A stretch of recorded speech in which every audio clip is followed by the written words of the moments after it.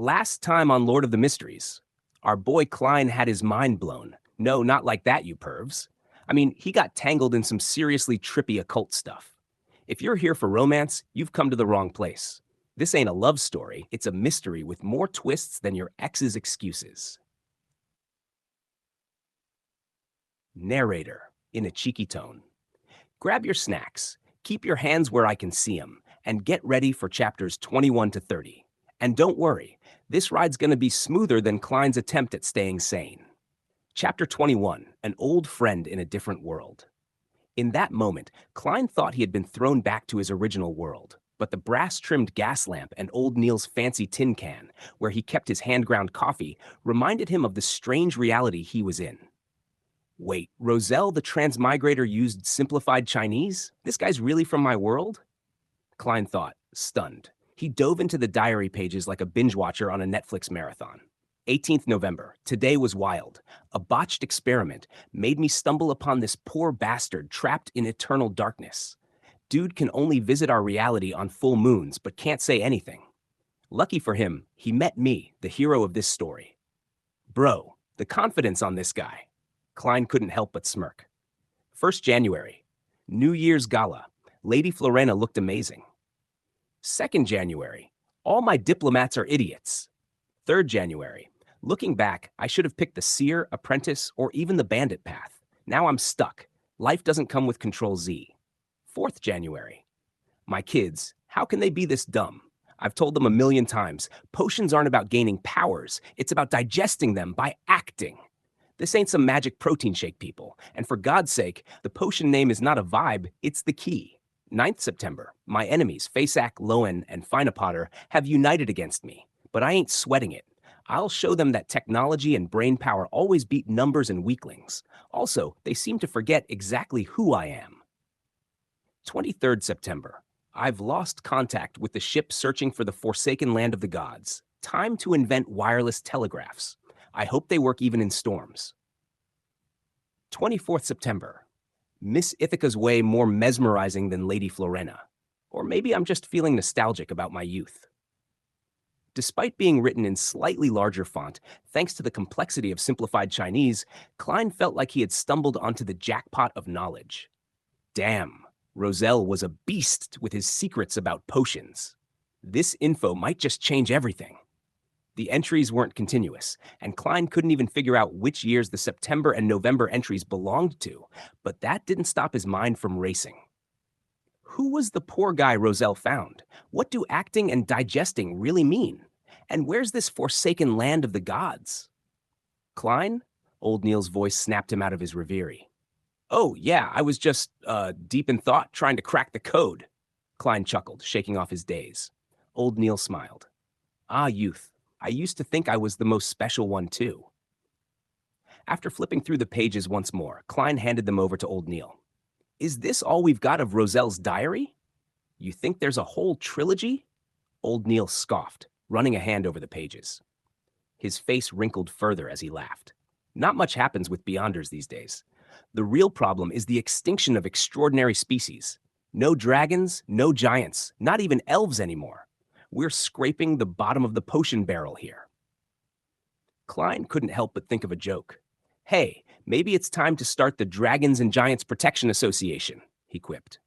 Old Neil took a second to process it, then burst into a deep, hearty laugh.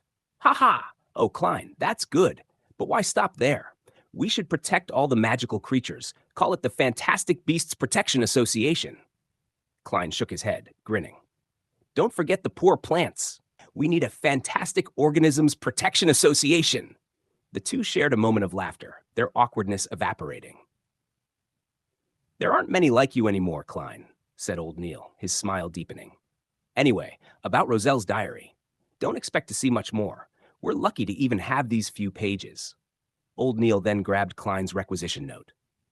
You're looking for revolver bullets, right? Got an armpit holster? We don't want you walking around town looking like you've got something else bulging under your waistline. Klein chuckled, catching the not-so-subtle joke. Nah, guess I need to ask the captain for one, huh? Old Neil waved it off. Nah, no need. I'll just log it in as an accessory item. Now, repeat after me. Accessory item. Were you a teacher in a past life? Klein joked back. Nah, just spent some time teaching at the church's Sunday schools, Old Neil said, opening an iron door to the back room. As Klein waited, he couldn't stop thinking about Roselle's diary. This thing's a gold mine. I gotta get my hands on the rest. Soon, Old Neil returned, placing a holster, bullets, and a badge on the table. 10 demon hunting bullets, 30 revolver rounds, and a sweet oxhide holster. Oh, and here's your special ops badge. Looks fancy, huh? Now, try on the holster and sign the logbook. Klein struggled a bit with the holster, but eventually got it on. Not bad, Old Neil grinned. Fits you perfectly. My judgment's always on point. As Klein headed out, he slapped his forehead. Damn, I forgot to ask about the potions and sequences. Got too caught up in Roselle's diary. Just as he reached the stairwell, a familiar figure approached. It was the Nighthawk inspector from earlier, Leonard Mitchell, the dude who always looked like a romantic poet who writes brooding Instagram poetry. Good afternoon, Leonard greeted with a smile. Klein responded with a smirk. I'm guessing I don't need to introduce myself again? Leonard's green eyes sparkled. Nope, I remember you clearly. You've got a unique vibe about you. Unique vibe? Bruh, this guy sounds like he's about to ask for my number. Klein resisted the urge to laugh and smiled. Don't think I've got anything special about me. Leonard gave a cryptic smile. Surviving what you did is special enough. With that, Leonard walked past Klein, his voice fading down the hall. See you tomorrow. Klein barely made it down the stairs before he heard Leonard mumble to the air, Anything odd about him? Nothing special, Leonard muttered under his breath. Chapter 24, Penny Pincher. The sky outside was gradually dyed golden as Klein gazed into Melissa's eyes, momentarily at a loss for words. None of the lines he prepared could be used. He coughed lightly twice, quickly racking his brains like a game show contestant waiting for the answer to pop up. Melissa, this isn't a waste of salary. This, in the future, my colleagues, as well as Benson's colleagues, might visit. Are we really going to host them in a shoebox? I mean, when Benson and I finally tie the knot and have wives, are we still going to be crashing in bunk beds like a couple of college kids? None of you have fiancés yet, right? We can wait a little while and save up more money in the meantime, Melissa replied, ever the voice of reason, like a walking financial advisor. No, Melissa, this is a societal rule. Klein was stumped and could only rely on lofty principles. Since I'm earning £3 a week, I should look like I'm earning £3 a week? Gotta keep up appearances, you know? Honestly, having shared an apartment with others before, Zhou Mingri was no stranger to Klein's current living conditions. He was used to it, but it was precisely because of his past experience that he knew how inconvenient such an environment was for a girl. His ultimate goal was to become a beyonder and study mysticism to find his way home. Conducting magical rituals in a cramped apartment? Not exactly ideal. Klein saw that Melissa was about to launch into another argument, so he hurriedly added, Don't worry, I'm not planning to get a bungalow, just a cozy terrace. You know, somewhere with a bathroom we can actually call ours. And I'm all about Mrs. Smyron's bread, Tington biscuits, and those lemon cakes. We can consider places near Iron Cross Street and Daffodil Street, places where the neighbors won't be able to eavesdrop on our secrets. Melissa pouted her lips slightly and fell silent for a moment before nodding slowly, probably weighing the pros and cons of their future living situation like a true budgeteer. Besides, I'm in no rush to move either. We've got to wait for Benson to return, Klein chuckled. We can't have him walking in to find his stuff vanished, right? Imagine him saying, Where are my things? Where are my siblings? Where's my home? Is this my home? Did I take a wrong turn into Narnia? Goddess, wake me up if this is a dream. Why is my home gone after a few days of absence? His impersonation of Benson's bewilderment made Melissa involuntarily smile, her eyes scrunching up and revealing those adorable shallow dimples. No, Mr. Frankie would definitely be lurking by the door to make Benson hand over the apartment keys. Poor guy wouldn't even get a foot in the door. She rolled her eyes, disparaging the miserly landlord. In the Moretti household, making Mr. Frankie the butt of their jokes was a beloved pastime, thanks to Benson's stellar leadership and mockery. Right? No way he'd switch locks for the tenants after us, Klein echoed with a grin. He pointed at the door and quipped, Miss Melissa, shall we head to Silver Crown Restaurant for a celebration? It's not like we're hosting the Queen, right? Melissa sighed gently. Klein, do you know Selena? My classmate and my good friend? Selena? An image of a girl with wine-red hair and deep brown eyes flashed in Klein's mind. Her parents were Evernight goddess believers who named her after Saint Selena for some divine luck. She was not yet 16 and was half a year younger than Melissa, an enthusiastic, bubbly spirit. Yes, Klein nodded, trying to keep up. Her elder brother, Chris, is a lawyer and is currently pulling in close to £3 a week. His fiancée works part-time as a typist, Melissa explained. They've been engaged for over 4 years, still saving money to avoid a financial disaster before tying the knot. According to Selena, a lot of folks wait until they're at least 28 to get hitched. You've got to plan ahead and stash away your cash. Don't squander your money like it's confetti at a parade. It's just a meal at a restaurant. Is there really a need to preach at me? Klein was torn between laughter and exasperation. After a few seconds of thought, he replied, Melissa, I'm already earning £3 a week, and my pay bumps up every year. You don't need to worry about me going broke on a dinner date. But what if we face unexpected emergencies? What if that security company goes belly up? Melissa's serious expression was like that of a concerned mother. I know a classmate whose dad's company tanked. One day they were living large, and the next she was hauling boxes at the pier just to survive. She had to drop out of school. Klein extended his hand to cover his face, feeling the weight of her worry. That security company has some cozy connections with the government. They won't go under anytime soon. But even the government isn't foolproof. After every election, if the party in power shifts, it's chaos. Heads roll, and people are left scrambling like it's Black Friday. Melissa countered, unwavering. Sis, you sure know a lot. Klein found humor in his exasperation, shaking his head. All right then. Then I'll whip up some soup with the leftovers from yesterday. Get some pan-fried fish, a slab of black pepper beef, a small bottle of butter, and a cup of malt beer for me. I mean, we still need to celebrate, right? They were all common street food items. A piece of pan-fried fish ran 6 to 8 pence. A not-so-big piece of black pepper beef was 5 pence. A cup of malt beer was a penny, and a bottle of butter weighing about a quarter pound was 4 pence. But buying a pound of butter would only cost 1 solly, 3 pence. The original Klein was the designated shopper during holidays, so he was no stranger to prices.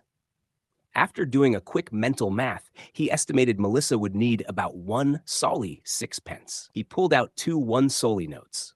All right. Melissa didn't object to Klein's plan. She set down her backpack of stationery and grabbed the notes. Seeing his sister grab a tiny bottle for the butter and pots for the other food before hurrying to the door, Klein thought for a moment and called out, Melissa, use the leftover money to snag some fruits. Iron Cross Street was filled with hawkers selling low-quality or expiring fruits on the cheap. The locals didn't mind, since the prices were dirt cheap, and with a little creativity, they could still enjoy decent flavors after removing the rotten bits. With that said, Klein stepped forward, pulling out the remaining copper pennies from his pocket and stuffing them into his sister's palm. Ah?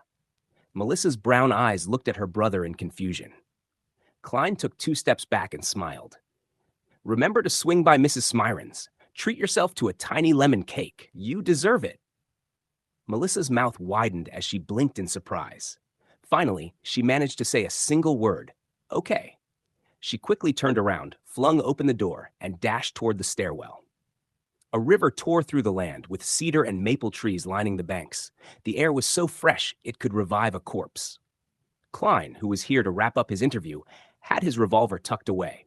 He held his cane and paid 6 pence for the public carriage, strolling down a cement path toward a 3-story stone building shaded by greenery. It was Tingen University's administrative block. It's truly worthy of being one of the 2 major universities of the Lowen Kingdom. This being his first time here, Klein sighed in awe as he walked. Compared to Tingen University, Koi University right across the river could only be described as shabby, like comparing a luxury yacht to a dinghy.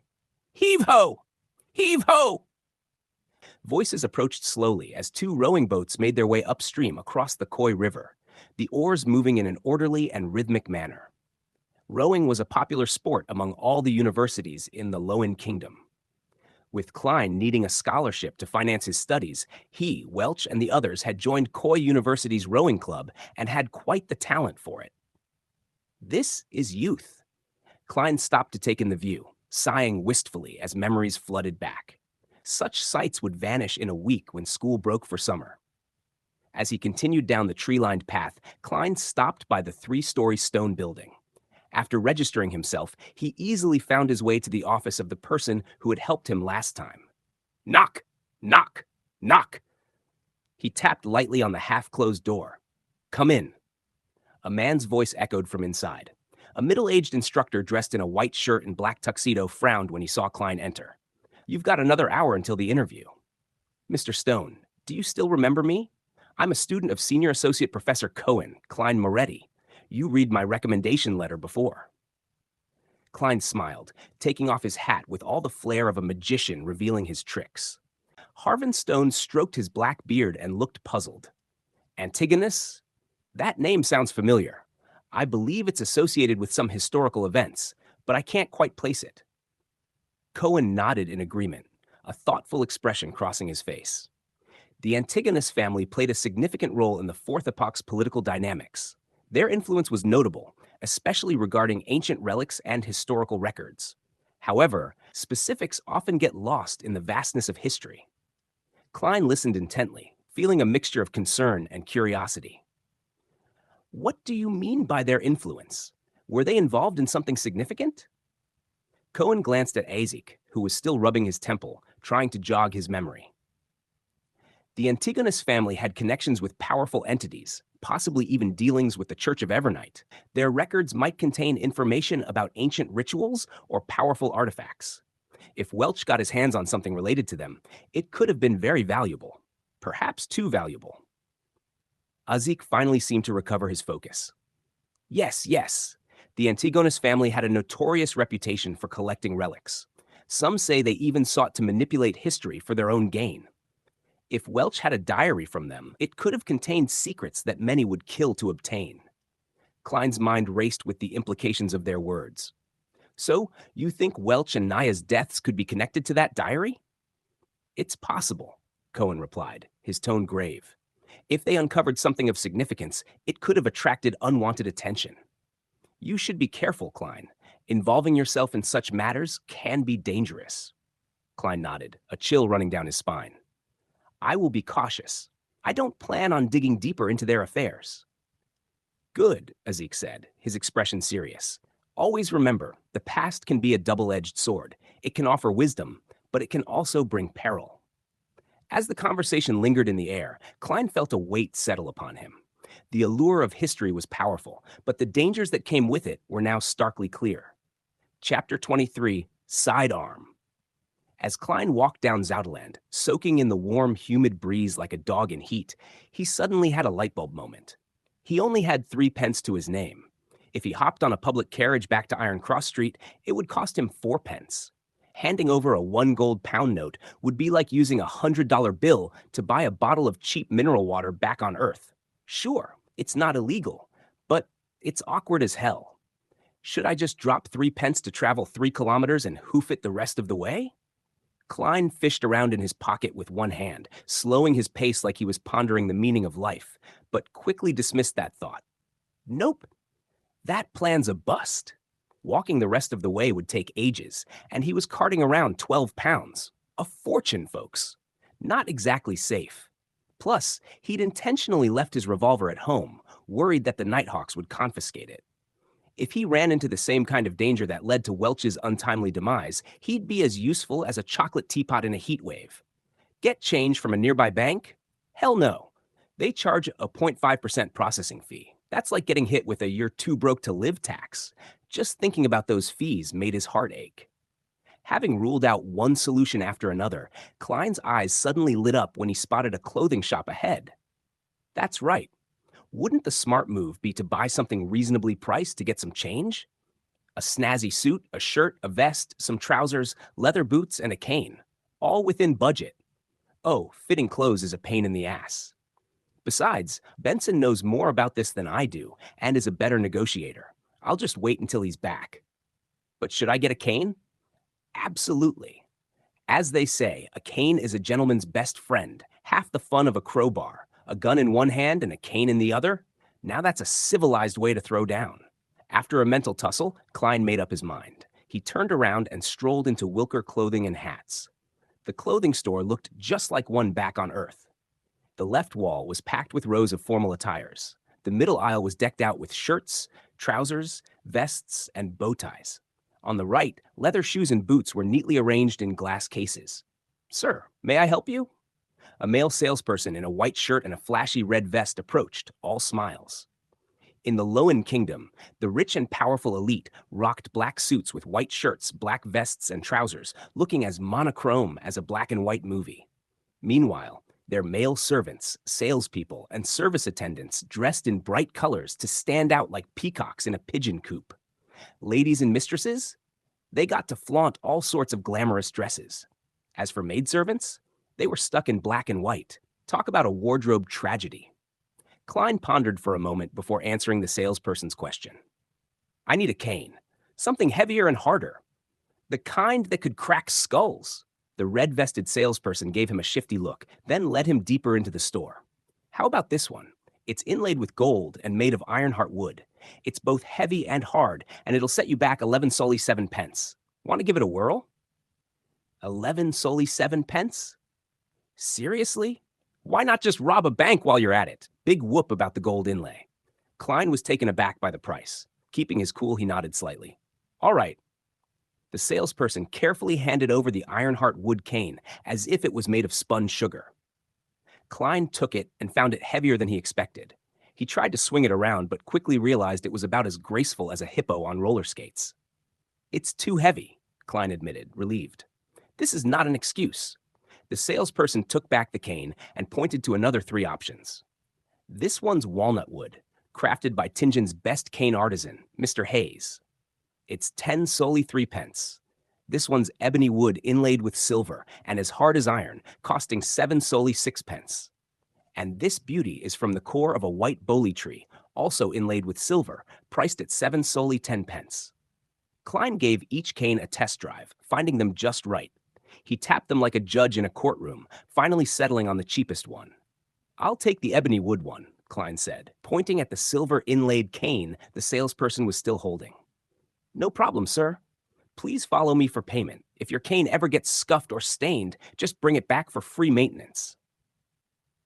The salesperson led Klein to the register.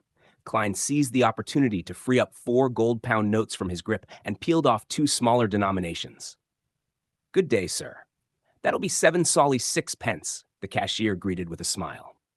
Klein was about to keep his gentlemanly composure when he couldn't help but ask, "Can I score a discount?"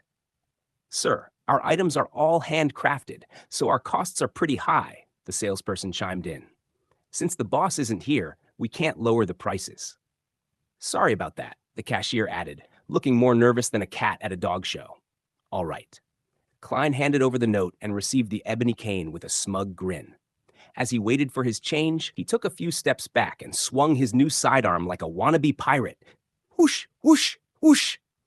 The wind sounded heavy as the cane sliced through the air. Klein nodded in satisfaction like a kid in a candy store. But when he turned around to expect notes and coins, he was hit with a surprise. The red-vested salesperson had retreated as if Klein had just proposed a duel. The cashier had backed away into a corner, clutching a double-barreled shotgun like it was a teddy bear. The Lowen Kingdom had a semi-regulated policy on firearms. To own one, you needed an all-purpose weapon usage certificate or a hunter's license. Good luck getting either. Even merchants with substantial standing often got the cold shoulder.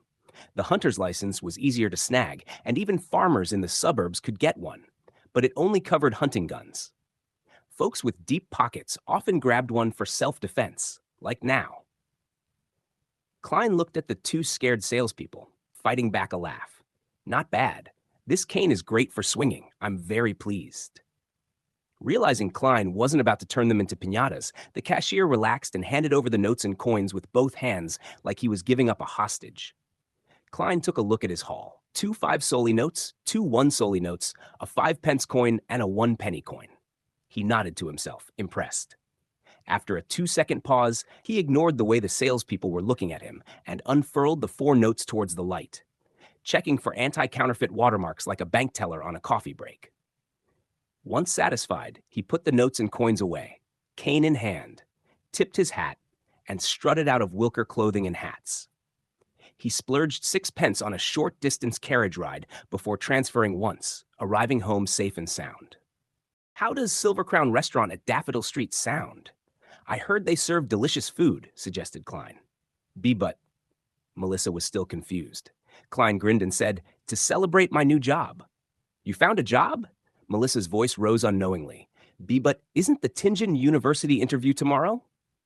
Another job. Klein gave a faint smile before fishing the stacked notes from the drawer. They even gave me an advance of 4 weeks' pay. Melissa looked at the gold pounds and solely as she widened her eyes.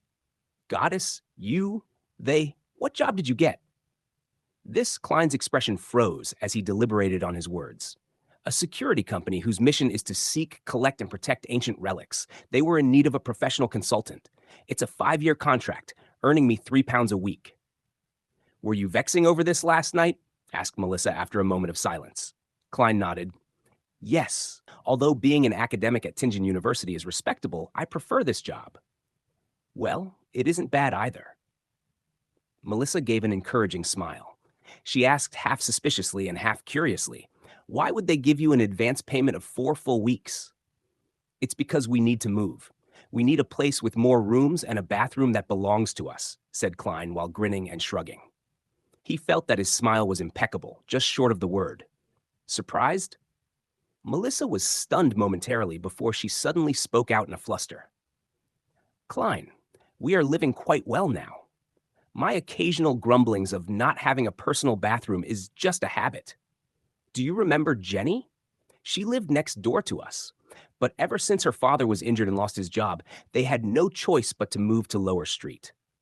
The family of 5 ended up staying in one room, with 3 of them sleeping in a bunk bed and 2 of them sleeping on the ground. They even wished to rent the remaining empty spot to someone. Compared to them, we are really very lucky. Don't waste your salary on this matter. Besides, I love Mrs. Smyron's bakery. Sis, why is your reaction completely different from how it played out in my head? Klein's expression went blank when he heard his sister. Chapter 24, Penny Pincher.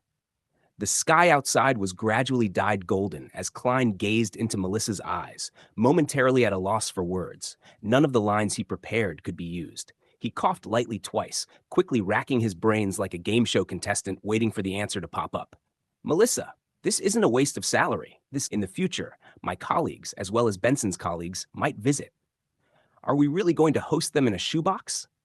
I mean, when Benson and I finally tie the knot and have wives, are we still going to be crashing in bunk beds like a couple of college kids? None of you have fiancés yet, right? We can wait a little while and save up more money in the meantime, Melissa replied, ever the voice of reason, like a walking financial advisor. No, Melissa. This is a societal rule. Klein was stumped and could only rely on lofty principles. Since I'm earning £3 a week, I should look like I'm earning £3 a week? Gotta keep up appearances, you know? Honestly, having shared an apartment with others before, Zhou Minggui was no stranger to Klein's current living conditions. He was used to it, but it was precisely because of his past experience that he knew how inconvenient such an environment was for a girl. His ultimate goal was to become a beyonder and study mysticism to find his way home. Conducting magical rituals in a cramped apartment? Not exactly ideal. Klein saw that Melissa was about to launch into another argument, so he hurriedly added, Don't worry, I'm not planning to get a bungalow, just a cozy terrace. You know, somewhere with a bathroom we can actually call ours. And I'm all about Mrs. Smyron's bread, Tingen biscuits, and those lemon cakes. We can consider places near Iron Cross Street and Daffodil Street, places where the neighbors won't be able to eavesdrop on our secrets. Melissa pouted her lips slightly and fell silent for a moment before nodding slowly, probably weighing the pros and cons of their future living situation like a true budgeteer. Besides, I'm in no rush to move either. We've got to wait for Benson to return, Klein chuckled. We can't have him walking in to find his stuff vanished, right? Imagine him saying, Where are my things? Where are my siblings? Where's my home? Is this my home? Did I take a wrong turn into Narnia? Goddess, wake me up if this is a dream. Why is my home gone after a few days of absence? His impersonation of Benson's bewilderment made Melissa involuntarily smile, her eyes scrunching up and revealing those adorable shallow dimples.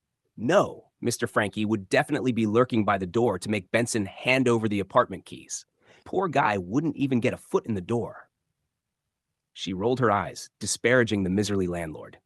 In the Moretti household, making Mr. Frankie the butt of their jokes was a beloved pastime, thanks to Benson's stellar leadership in mockery. Right? No way he'd switch locks for the tenants after us, Klein echoed with a grin.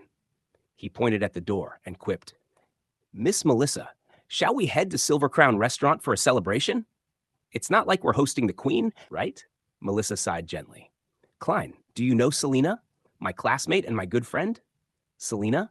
An image of a girl with wine-red hair and deep brown eyes flashed in Klein's mind. Her parents were Evernight goddess believers who named her after Saint Selina for some divine luck. She was not yet 16 and was half a year younger than Melissa, an enthusiastic, bubbly spirit. Yes, Klein nodded, trying to keep up. Her elder brother, Chris, is a lawyer and is currently pulling in close to £3 a week. His fiancée works part-time as a typist, Melissa explained. They've been engaged for over 4 years, still saving money to avoid a financial disaster before tying the knot. According to Selina, a lot of folks wait until they're at least 28 to get hitched. You've got to plan ahead and stash away your cash. Don't squander your money like it's confetti at a parade. It's just a meal at a restaurant. Is there really a need to preach at me? Klein was torn between laughter and exasperation. After a few seconds of thought, he replied, Melissa, I'm already earning £3 a week, and my pay bumps up every year. You don't need to worry about me going broke on a dinner date. But what if we face unexpected emergencies? What if that security company goes belly up? Melissa's serious expression was like that of a concerned mother. I know a classmate whose dad's company tanked. One day they were living large, and the next she was hauling boxes at the pier just to survive.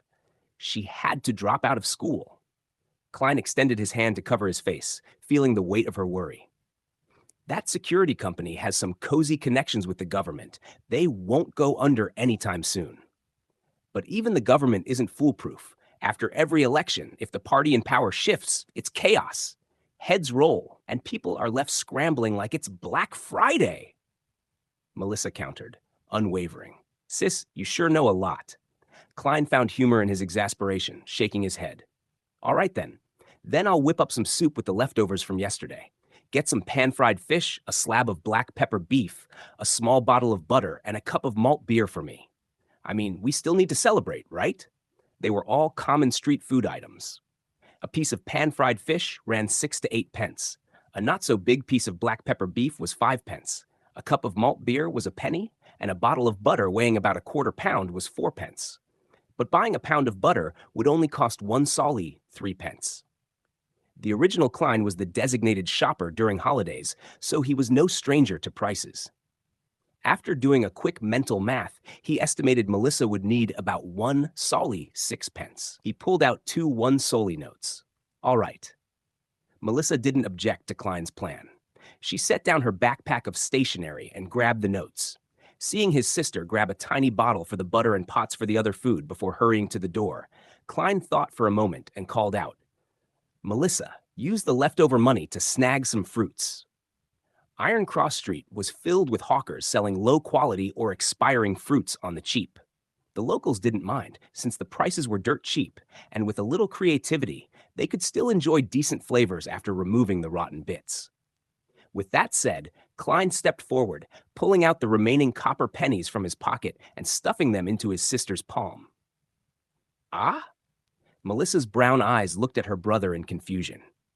Klein took 2 steps back and smiled. Remember to swing by Mrs. Smiron's. Treat yourself to a tiny lemon cake. You deserve it. Melissa's mouth widened as she blinked in surprise. Finally, she managed to say a single word, okay. She quickly turned around, flung open the door, and dashed toward the stairwell. A river tore through the land, with cedar and maple trees lining the banks. The air was so fresh it could revive a corpse. Klein, who was here to wrap up his interview, had his revolver tucked away. He held his cane and paid 6 pence for the public carriage, strolling down a cement path toward a 3-story stone building shaded by greenery. It was Tingen University's administrative block. It's truly worthy of being one of the 2 major universities of the Loen Kingdom. This being his first time here, Klein sighed in awe as he walked. Compared to Tingen University, Koi University right across the river could only be described as shabby, like comparing a luxury yacht to a dinghy. Heave-ho! Heave-ho! Voices approached slowly as 2 rowing boats made their way upstream across the Koi River, the oars moving in an orderly and rhythmic manner. Rowing was a popular sport among all the universities in the Loen Kingdom. With Klein needing a scholarship to finance his studies, he, Welch, and the others had joined Koi University's rowing club and had quite the talent for it. This is youth. Klein stopped to take in the view, sighing wistfully as memories flooded back. Such sights would vanish in a week when school broke for summer. As he continued down the tree-lined path, Klein stopped by the 3-story stone building. After registering himself, he easily found his way to the office of the person who had helped him last time. Knock! Knock! Knock! He tapped lightly on the half-closed door. Come in. A man's voice echoed from inside.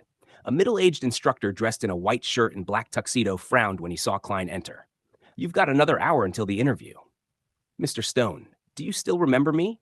I'm a student of Senior Associate Professor Cohen, Klein Moretti. You read my recommendation letter before. Klein smiled, taking off his hat with all the flair of a magician revealing his tricks. Harvin Stone stroked his black beard and looked puzzled. Antigonus? That name sounds familiar. I believe it's associated with some historical events, but I can't quite place it. Cohen nodded in agreement, a thoughtful expression crossing his face. The Antigonus family played a significant role in the Fourth Epoch's political dynamics. Their influence was notable, especially regarding ancient relics and historical records.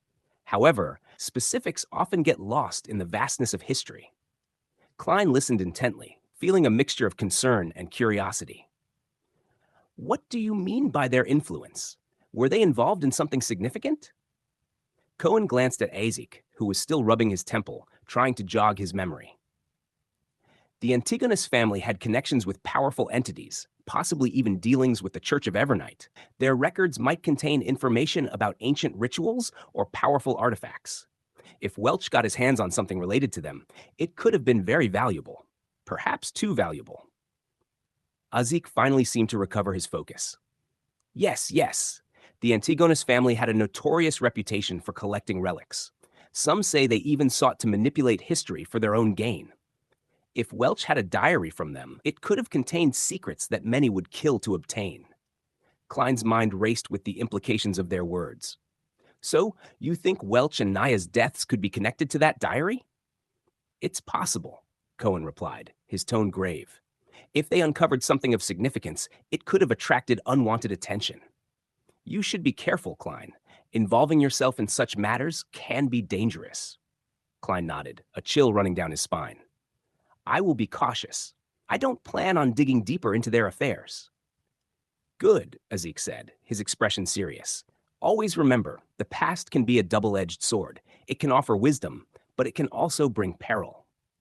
As the conversation lingered in the air, Klein felt a weight settle upon him. The allure of history was powerful, but the dangers that came with it were now starkly clear. Chapter 25. While Azik muttered to himself, he subconsciously shot a glance at Quentin Cohen, seemingly hoping for hints to jolt his memories. You know, like how you hope a vending machine will give you that one snack you really want, but it just stares back at you, mocking your cravings. Cohen, with his deep-set blue eyes, shook his head without any hesitation. I do not have any impression of it. All right, then. Perhaps it just shares a root word. Azik lowered his left hand and gave a self-deprecating laugh. Classic case of, I thought I knew it all, but my brain is on vacation. Klein was rather disappointed with the outcome and couldn't help but add on. Mentor Mr. Azik, as both of you know, I'm very interested in exploring and restoring the history of the Fourth Epoch. If you ever recall anything or obtain relevant information, could you please write to me?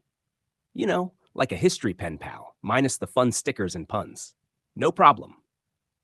As a result of Klein's actions today, the silver-haired senior associate professor was rather pleased with him. Maybe Klein was finally earning some brownie points, except he'd probably trade those for information instead of cookies. Azik also nodded and said, "Is your address still the same as before?"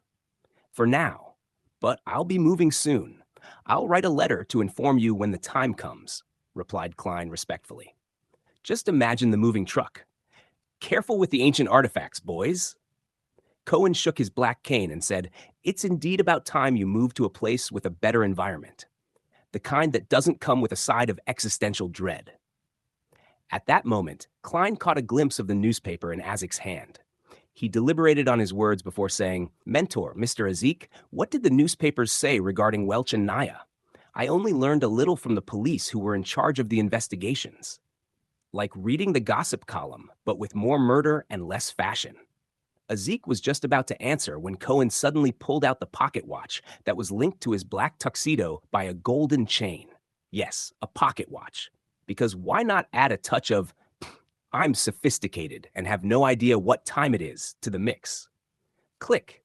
He opened the pocket watch and tapped his cane. "The meeting is about to begin. Azik, we can't be delayed any further. Give the newspaper to Moretti." "All right." Azik handed over the newspaper he had read to Klein. "We will be going upstairs. Remember to write a letter. Our address has yet to change. It's still the Coy University History Department office. Ha ha. Ah, the classic academic joke. Address unchanged, but my sanity is another story." He laughed as he turned around and left the room with Cohen. Klein took off his hat and bowed. After watching the two gentlemen leave, he bade farewell to the owner of the office, Harvin Stone. He proceeded across the corridor and slowly exited the gray three-story building. You know, the kind of building that looks like it has seen better days and probably has a ghost or two hanging around. With his back against the sun, he lifted up his cane and unfolded the newspaper, seeing the title, Tingen Morning Post. Tingen sure has all sorts of newspapers and magazines. There's the Morning Post, Evening Post, The Honest Paper, Backlund Daily Tribune, Tussock Times, family magazines, and book reviews. Klein casually recalled the several names that surfaced in his mind. Of course, a number of them were not local. They were distributed via steam locomotives. Nothing like a good old steam train to deliver your morning news and potential heart attacks. Now that the paper-making and printing industries were getting more advanced, the cost of a newspaper had already decreased to the price of a penny. The audience it reached also grew wider and wider. You know what they say, news travels fast, especially when it's juicy. Klein did not scrutinize the details of the newspaper, quickly flipping to the news section with the report Armed Burglary Murder. Ah yes, just your regular Tuesday in Tingen. According to the police department, the scene at Mr. Welch's home was a horrible sight. There was missing gold, jewelry, and money, as well as anything valuable that could be easily taken away. Not even a penny was left behind. There is reason to believe that this was done by a merciless group of criminals that would not hesitate to kill the innocent, such as Mr. Welch and Madame Naya, if sight of their faces are caught. They really should just add, "And this is why you should lock your doors, folks." This is outright contempt for our kingdom's laws. This is a challenge to public security. No one wishes to have such an encounter. Of course, one piece of good news is that the police have located the murderer and captured the main culprit. We will do our best to provide news on any follow-ups. Because nothing says, "we care," like a follow-up report on a murder mystery. Reporter John Browning. The matter has been handled and covered up. As Klein walked through the boulevard, he nodded in a hardly noticeable manner. Just another day in the life of a wannabe detective. He flipped through the newspaper as he strolled down the path, reading the other news articles and serials in the process. You know, the typical "who stole my lunch" scandals and "local cat becomes mayor" stories. Suddenly, he felt the hairs on the back of his neck stand, as though needles were stabbing at him. Ominous, right? Like someone was practicing their voodoo skills just a bit too close for comfort. Someone is watching me, observing me, monitoring me. Various thoughts welled up in him as Klein had a faint realization. Oh, great, now I'm in a thriller novel. Back on Earth, he had once felt an invisible gaze before ultimately discovering the source of the gaze. However, it had never felt as crystal clear as what he was experiencing now. He could practically hear the suspenseful music playing in the background. This was the same in the original Klein's memory fragments. Was it the transmigration or the mysterious luck enhancement ritual that enhanced my sixth sense? Klein fought back the urge to seek out the observer. Using his knowledge from reading novels and watching movies, he slowed his pace and put away the newspaper before looking toward Koi River. Act natural, like you're just out for a casual stroll or plotting a heist.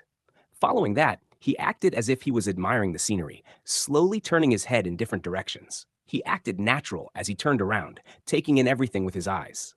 You know, just another day enjoying the sights while a mysterious figure plans his demise. Other than the trees, grassy plains, and students passing by in the distance, there was no other person there. Nothing to see here, folks. Just a guy with an existential crisis. But Klein was certain that someone was watching him. Klein's heart raced as his blood surged through his body with the intense thumping, like a drum solo during an intense action scene. He unfolded the papers and covered half his face, afraid that anyone would discover anything wrong with his expression. Just play it cool, like you're reading the hottest gossip of the century. Meanwhile, he clenched his cane and readied himself to draw his gun. A classic, I'm ready for anything pose. 1 step, 2 steps, 3 steps. Klein proceeded forward slowly. Don't trip over your own paranoia. The feeling of being spied upon remained, but there was no sudden outburst of danger, yet. The suspense was killing him. He walked through the boulevard in a somewhat stiff manner and arrived at the waiting point for public carriages when a carriage pulled up coincidentally. Ah, the sweet smell of escape. Iron, Zoot, no, Champagne Street. Klein continually dismissed his thoughts. Because nothing says, I'm in danger, like taking the scenic route. He originally planned on heading home immediately, but he was afraid of leading an observer of unknown motives to his apartment. Following that, he thought of heading to Zoutland Street to seek help from the Nighthawks or his colleagues. However, he thought otherwise, afraid that he would end up alerting his enemy and expose the Nighthawks. The classic, I need help, but also don't want to get everyone killed dilemma. Therefore, he casually chose somewhere else. 6 pence, the ticketing officer replied routinely. Klein did not bring any gold pounds with him today. He had hidden the money in the usual spot and had only taken 2 solly notes with him. And before he came, he had spent the same amount of money, leaving him with one solely 6 pence. Talk about cutting it close. He was practically playing a game of how much can I spend before I starve? Therefore, he took out all his coins and handed them to the ticketing officer. Here's my life savings. He found a seat after boarding the carriage, and finally, with the closing of the carriage doors, Klein felt that unease of being watched vanish. Sweet freedom. He exhaled slowly as he felt his limbs tingle slightly. Just breathe, buddy. What do I do? What should I do next? Klein looked out the carriage as he racked his brains for a solution. Maybe a little less drama? A little more action? Until he was clear about the intentions of the person watching him, Klein had to assume that there was malicious intent. Many thoughts sprang up in his mind, but he dismissed them. He had never experienced such an event and had to use a few minutes to organize his ideas. He had to notify the Nighthawks. Only they could truly get rid of this threat. But I can't head there directly, or I might expose them. Perhaps that might be their goal. Following this train of thought, Klein crudely surmised various possibilities as his thoughts turned clearer. He exhaled as he regained some semblance of composure. He looked seriously at the scenery outside flying past him. There were no accidents along the way to Champagne Street, but when Klein opened the door and stepped out of the car, he immediately had the uneasy feeling of being watched again. He acted as though he had not sensed anything. He took the newspaper and his cane, slowly making his way in the direction of Zoutland Street. But he did not enter that street. Instead, he took another route to the red moonlight street behind. There was a beautiful white plaza there, as well as a large cathedral with a pointy roof. St. Selena Cathedral, the Tingen headquarters of the Church of the Evernight Goddess. As a believer, there was nothing odd about him participating in Mass or praying on his day off. The cathedral exhibited a design similar to Earth's Gothic style. It also had a tall, black, and imposing clock tower situated between blue and red checkered windows. Klein stepped into the cathedral and followed an aisle into the prayer hall. Along the way, the stained windows were comprised of red and blue glass patterns that allowed colored light to shine into the hall. The blue was closer to black, the red the same color as the crimson moon. It made the surroundings seem unusually dark and mysterious. The feeling of being watched vanished. Klein acted unfazed as he walked toward the open prayer hall. There were no high windows here. The deep darkness was emphasized, but behind the arc-shaped holy altar on the wall directly opposite the door were about 20 circular fist-sized holes that allowed the radiant sunlight to enter the hall. It was akin to pedestrians seeing the starry sky when suddenly looking up into the dark night to see the shimmering stars in all their nobility, purity, and holiness. Even though Klein had always believed that gods could be analyzed and understood, he could not help but lower his head here. The bishop was preaching in a gentle tone as Klein silently made his way down the aisle that split the pews into two columns. He searched for an empty area close to the passageway before slowly taking a seat. Leaning his cane onto the back of the pew in front of him, Klein took off his hat and placed it onto his lap together with the newspaper. Then he clasped his hands together and lowered his head. The entire process was done slowly and routinely, as though he was really there to pray. Klein closed his eyes as he silently listened to the bishop's voice in the darkness. Lacking clothes and food, they have no covering in the cold. They are drenched by rains and huddle around the rocks for lack of shelter. They are orphans snatched from the breast, hope lost on them. They are the poor that have been forced off the proper path. The Evernight did not forsake them, but bestowed them with love. Echoes amplified as they entered his ear. Klein saw a swath of darkness in front of him as he felt his spirit and mind cleansed. He calmly took it in until the bishop finished his preachings and ended Mass, after which the bishop opened a confessional door beside him. Men and women began lining up. Klein opened his eyes and donned his hat once more. With his cane and newspaper, he stood up and found his place in line. It was his turn after more than 20 minutes. He stepped in and closed the door behind him. There was darkness in front of him.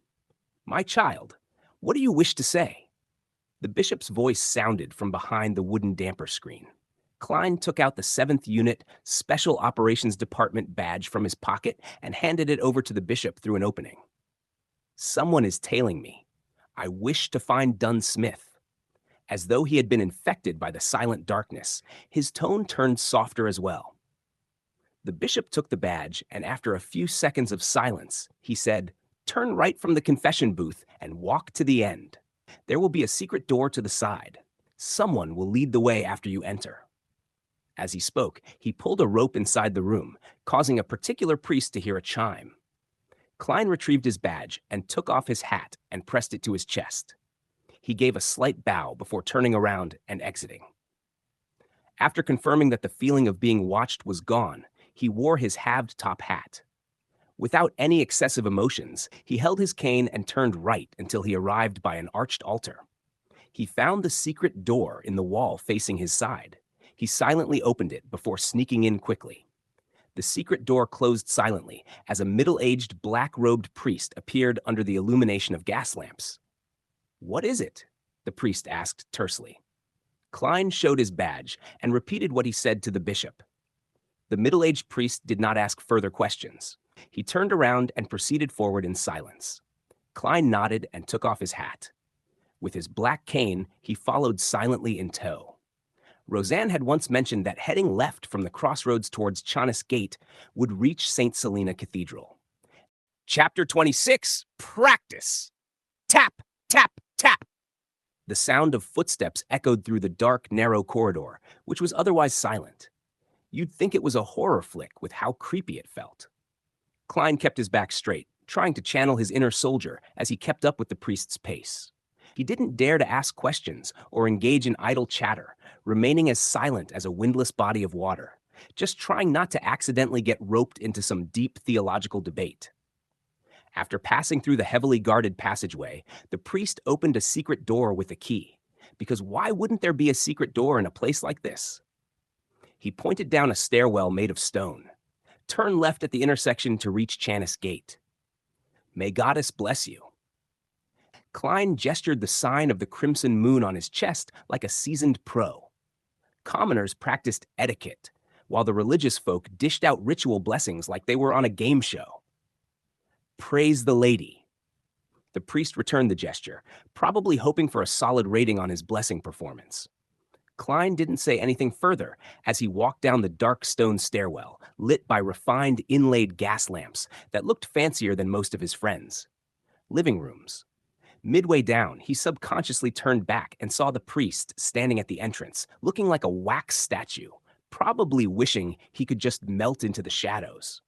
Klein looked away and continued to proceed down. It didn't take long before he hit the ground laid with ice-cold stone slabs, just perfect for giving him chills.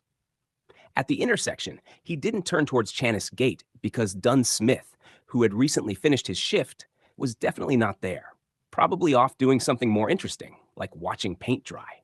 He turned right and saw the familiar path.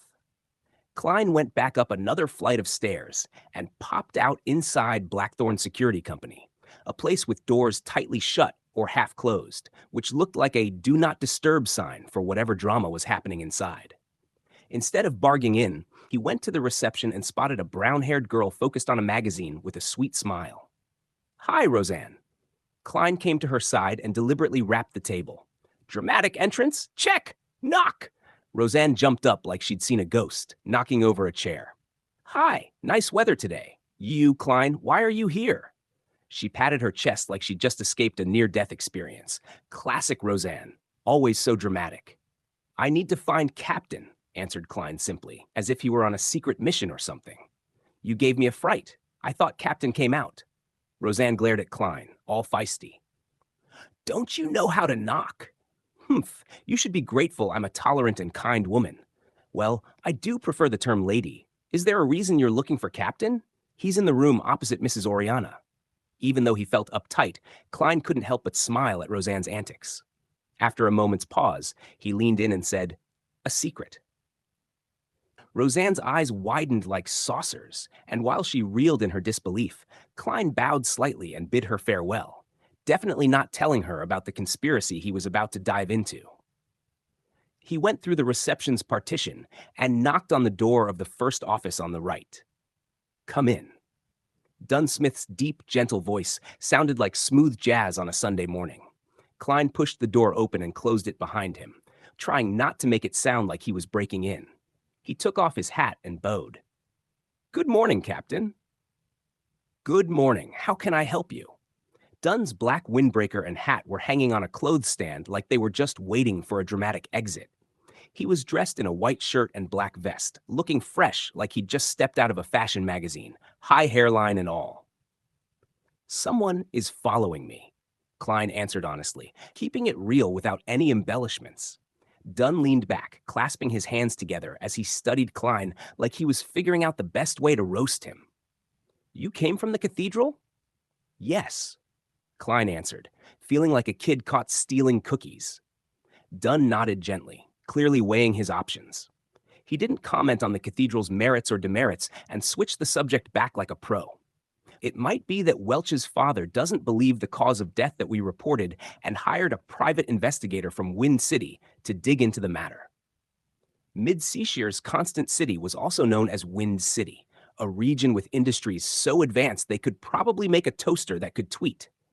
It was one of the top 3 cities of the Lone Kingdom, but nobody was here for a geography lesson. Before Klein could weigh in, Dunn continued. It might also be a result of that notebook. We're investigating where Welch got the Antigonus family's notebook. Of course, we can't rule out other people or organizations hunting for this notebook. What should I do?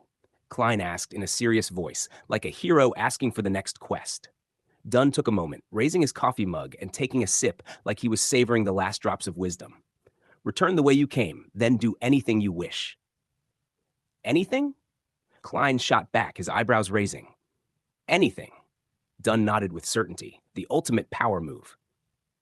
Of course, don't scare them off or break the law. We're not trying to start a crime wave here. All right. Klein took a deep breath, steeling himself, and bade him farewell. He left the room and went back underground, feeling like he was on a mission. He turned left at the intersection and, bathed in the light from the gas lamps, arrived silently to the empty, dark, and cold passageway. Spooky vibes all around. The sound of his footsteps echoed, making him feel like he was in a horror film, alone and terrified. Soon, Klein arrived at the stairwell. He went forward and saw a shadow standing there, the middle-aged priest who looked like he just stepped out of a creepy backstory. The two didn't say a word when they met. The priest turned around in silence, making way like he was trying to avoid a chat about the meaning of life. Klein proceeded silently before returning to the prayer hall. The circular holes behind the arched altar were as pure and bright as ever, while the darkness and silence of the building's interior remained, just like a badly lit coffee shop with too much existential dread. There were still men and women lining outside the confessional, but much fewer than before, probably too scared to share their secrets. Suddenly, he held the gun in both hands, raised it up straight, and aimed at the target more than 10 meters away. However, he was in no hurry to shoot. Instead, he recalled his experience at military training, how to form a line with the iron sights, and knowledge about a gun's recoil. Rustle! Rustle! While his clothes rustled, Klein repeated his aiming and his holding stance. He was as serious as a student taking a high school exam. After repeating it several times, he retreated to the wall and sat down on a long, soft bench. He placed the revolver to the side, began massaging his arms, and rested for quite a while. He spent a few minutes recalling his practice before he picked up the revolver with the wooden handle and bronze cylinder. He got into standard firing position and pulled the trigger. Bang! His arm trembled as his body moved back from the recoil. The bullet missed the target. Bang! Bang! Bang! Drawing from the experience he gained, he shot again and again until all 6 rounds were finished. I'm starting to hit the target. Klein stepped back and sat down again as he exhaled. Click! He swung the cylinder out and allowed the 6 shells to fall to the ground. Then, without a change in expression, he inserted the remaining brass rounds in. After relaxing his arm, Klein stood up again and returned to his shooting position. Bang! Bang! Bang! Ringing shots echoed as the target shook. Klein practiced and rested repeatedly. He expended all 30 normal rounds and the remaining 5 from before. He gradually hit the target and started aiming for the bull's eye. He swung his sore shoulders and threw out the final 5 shells. He lowered his head and inserted the demon-hunting bullets with the complicated patterns back into the gun, leaving an empty spot to prevent misfiring. After putting the revolver back into his armpit holster, Klein patted the dust from his body and walked out of the shooting range to return to the streets. The feeling of being observed arose once again. Klein felt calmer than he previously felt as he slowly walked to Champagne Street. He spent 4 pence on a tracked carriage to return to Iron Cross Street before returning to his own apartment. The feeling of being spied upon vanished without a trace. Klein took out his keys and opened the door to see a short-haired man nearing his 30s and wearing a linen shirt seated at a desk. His heart tensed up before relaxing immediately. Klein greeted with a smile. Good morning. No, good afternoon, Benson. This man was none other than Klein's and Melissa's elder brother, Benson Moretti. He was only 25 this year, but his receding hairline and decrepit appearance made him look nearly 30. He had black hair and brown eyes, resembling Klein somewhat, but he lacked the faint scholarly air which Klein had. Good afternoon, Klein. How was the interview? Benson stood up as he grinned. His black coat and halved top hat were hanging on a protrusion of their bunk bed. Horrible, Klein replied in a deadpan manner. When he saw Benson stunned, Klein chuckled and added, In fact, I didn't even participate in the interview. I found a job ahead of the interview, and it pays £3 a week. He repeated what he told Melissa again. Benson's expression calmed down as he shook his head with a laugh. It feels like I'm seeing a child grow up. Well, this job is pretty good. He sighed and said, It's great that the first thing I heard is such good news after being away for work. Let's celebrate tonight and buy some beef? Klein smiled. Sure, but I believe Melissa will feel the pinch. Let's buy some ingredients later in the afternoon. Let's bring at least 3 soli. Well, to be honest, a pound exchanges for 20 soli and 1 soli exchanges for 12 pence. There are even denominations like the half pence and quarter pence. Such a coin system just goes against logic. It's so troublesome. I think it must be one of the most foolish coin systems in the world. When he said that, he saw Benson's expression turn stern. Feeling a little unease, he wondered if he had said anything wrong. Could it be that in the lost memory fragments of the original Klein, Benson was an outright extreme nationalist who showed no tolerance for any negativity? Benson took a few steps and refuted him with a stern expression. No, it is not one of, but the most foolish coin system.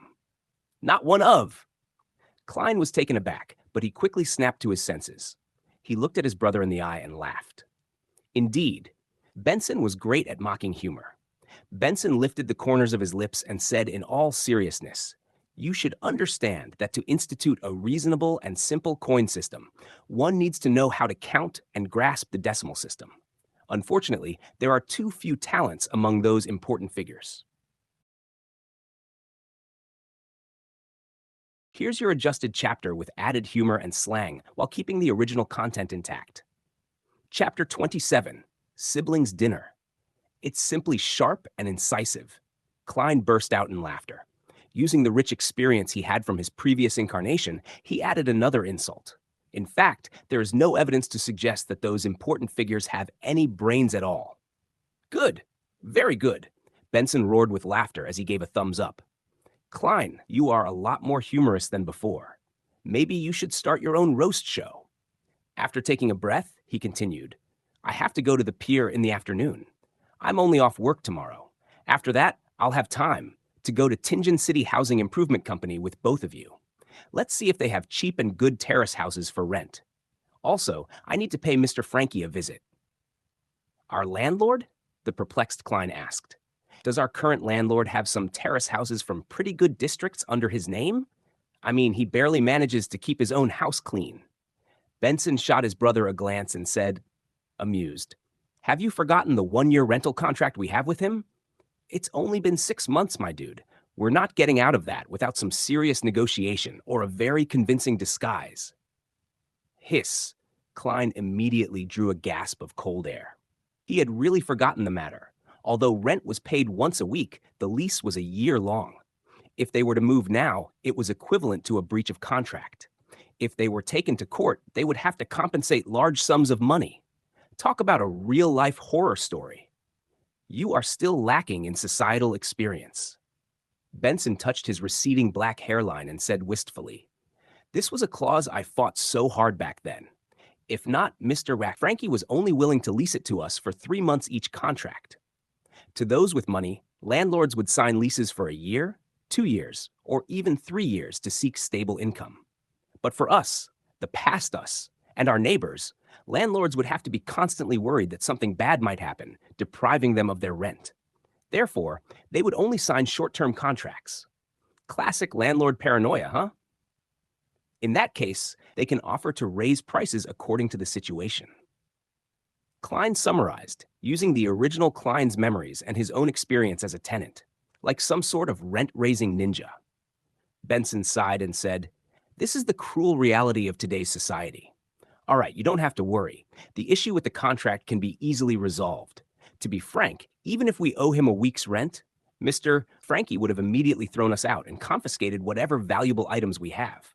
After all, his intelligence is below that of a monkey's. There's no way he can comprehend overly complicated matters.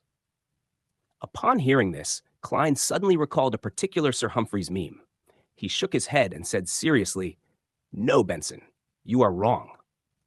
Why? Benson was puzzled. Mr. Frankie's intelligence is still slightly higher than a monkey's, Klein replied in all seriousness.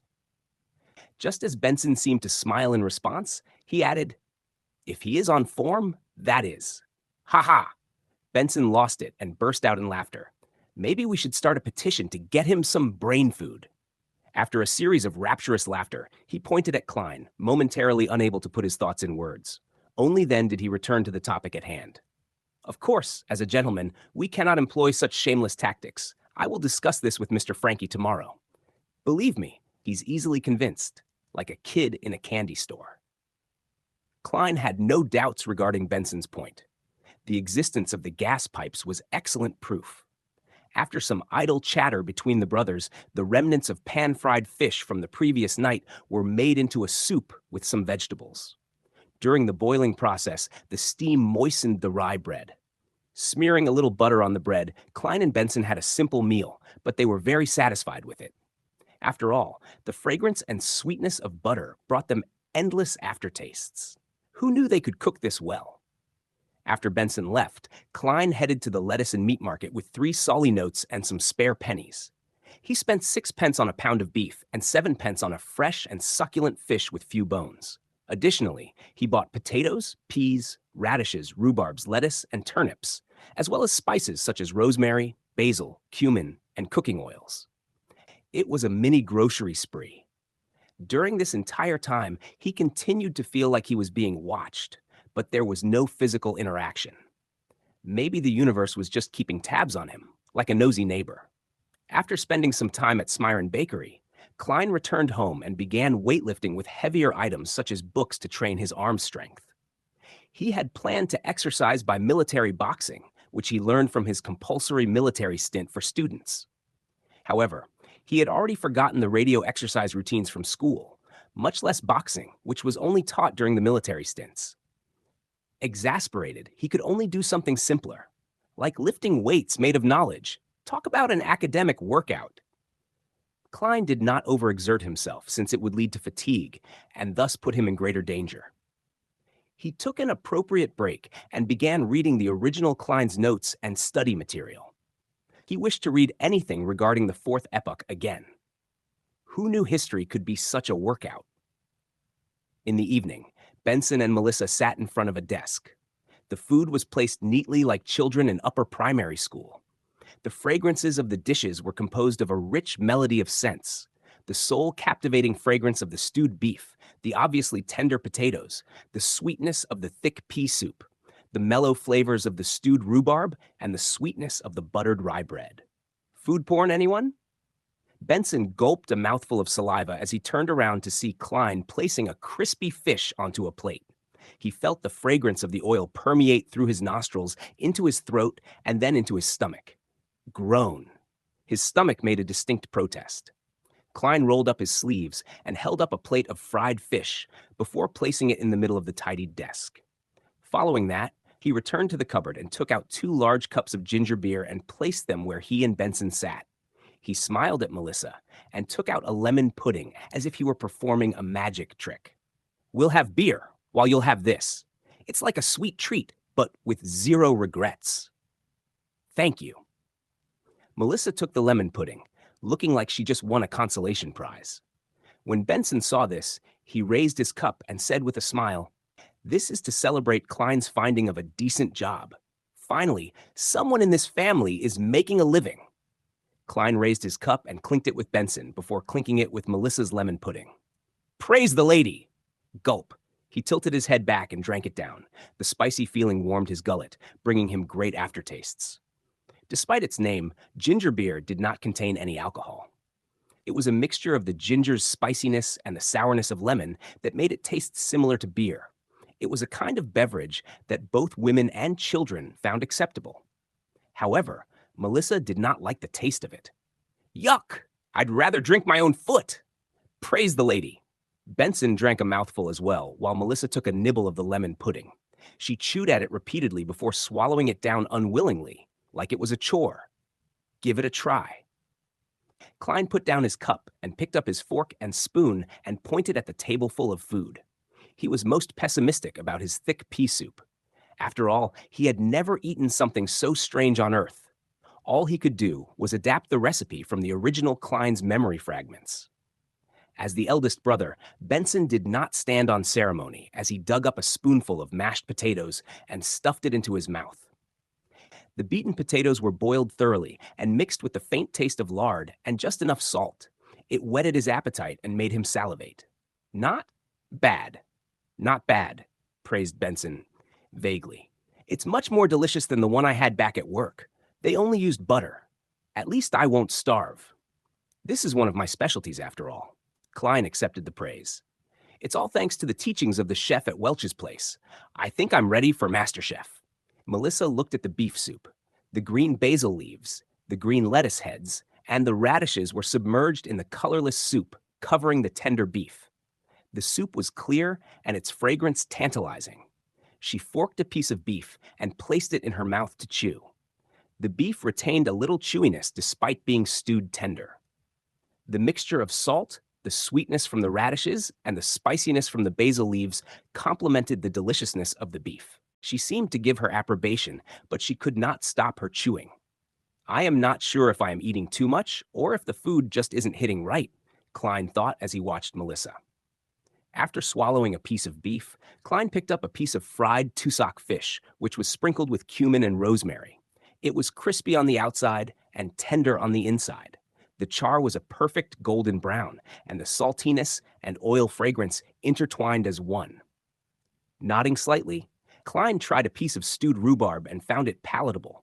It got rid of the cloyed taste of meat. Finally, he mustered his courage and scooped a bowl of thick pea soup. Too sweet and too sour. Klein could not help but frown. However, after seeing Benson and Melissa looking satisfied from tasting it, he began suspecting his tastes. He could not help but down a mouthful of ginger beer to cleanse his tongue. The siblings were stuffed by the end of the meal. They lay slumped in the chairs for quite a while. Let us praise the lady once more. Benson raised his ginger beer, which had only one mouthful left, as he said in satisfaction. Praise the lady. Klein downed the last bit of his beverage. Praise the lady. Melissa finally put the last bit of lemon pudding into her mouth and enjoyed the flavors swishing through her mouth. When Klein saw this, he took advantage of his tipsiness and smiled.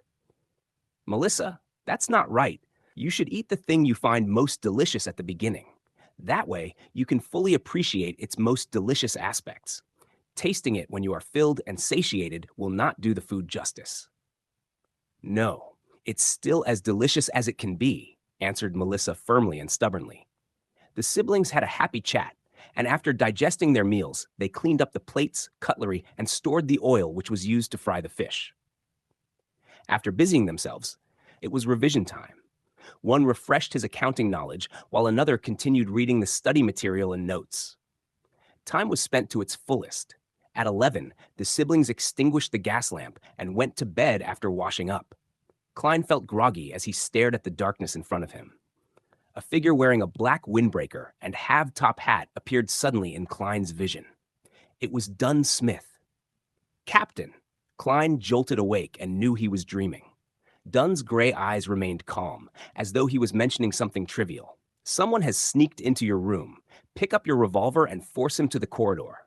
Leave the rest to us. Someone has sneaked into my room?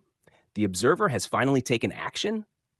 Klein jumped in fright, but did not dare ask further. All he did was nod and say, "All right." The scene before his eyes changed immediately as a swath of colors appeared like the bursting of bubbles. Klein's eyes opened as he carefully turned his head. He looked toward the window and saw a thin but unfamiliar back standing at his desk, rummaging for something in silence. Chapter 28, Secret Order. Badump! Badump! Badump!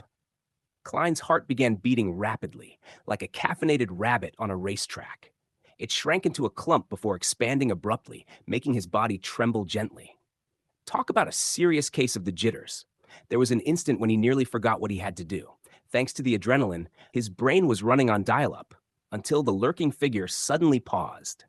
The figure pricked his ears slightly, as if listening for any changes, or maybe just wondering if they should have ordered takeout instead.